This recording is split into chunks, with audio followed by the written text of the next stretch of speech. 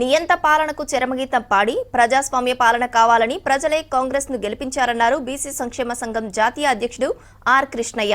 Hyderabad కాచిగూడలో Telangana BC విద్యార్థి సంఘం అధ్యక్షుడు వేముల రామకృష్ణ ఆధ్వర్యంలో ఏర్పాటు చేసిన సమావేశంలో ఆయన పాల్గొన్నారు.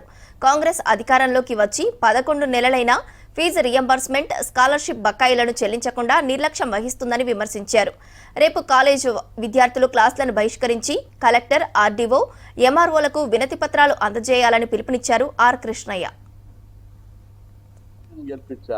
ఎందుకంటే నియంత పాలన చర్మగీతం వాడాలి, ప్రజాస్వామ్య పాలన కావాలని పోరాడి ఇంటి వీళ్ళని గెలిపిస్తే మొన్న మేము మెక్సారీలు పెంచాలంటే మంచిగా పెంచాడు ముఖ్యమంత్రి మీద గౌరవం ఉంది, నమ్మకం ఉంది.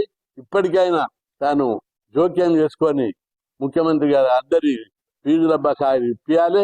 స్కాలర్షిప్లు కూడా ఇతర రాష్ట్రాలు, కర్ణాటకలో 15,000 స్కాలర్షిప్ ఇస్తారు కాలేజీ వాళ్ళందరికీ. ఆంధ్రప్రదేశ్లో 20,000 ఇస్తున్నారు.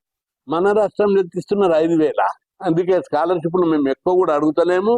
5,000 నుంచి 20,000 పెంచాలి డే స్కాలర్స్ అని ప్రభుత్వానికి నేను విజ్ఞప్తి చేస్తున్నా. రాష్ట్ర వ్యాప్తంగా విద్యార్థులందరూ కూడా శాంతియుతంగా పీస్ఫుల్ గా ర్యాలీలు తీయండి, ప్రదర్శనలు జరపండి, మెమోరాండాలు ఇచ్చి ఆ కలెక్టర్లకు చెప్పండి. లేకపోతే ప్రభుత్వానికి ఇదే సందర్భంగా నేను వార్నింగ్ ఇస్తున్నా. ప్రభుత్వం 4 రోజుల లోపల బడ్జెట్ ఇవ్వకపోతే మళ్ళీ 20 తారీఖు నుంచి జీతాలు అంటారు. ఇప్పుడు ఏమి ఇచ్చింది? 5 రోజులని ఇవ్వాలి. కాబట్టి 5 రోజుల్లో స్కాలర్షిప్ల బకాయిలు, ఫీజుల బకాయిలు ఇలా ఫీజుల బకాయిలు ఒకటే లేవు, స్కాలర్షిప్ల బకాయిలు కూడా ఉన్నాయి. కాబట్టి బకాయిలు వెంటనే చెల్లిస్తూ ముఖ్యమంత్రి చొరవ తీసుకోవాలి. లేని పక్షంలో భవిష్యత్తులో జరిగే తీవ్ర ఉద్యమాలకు ప్రభుత్వమే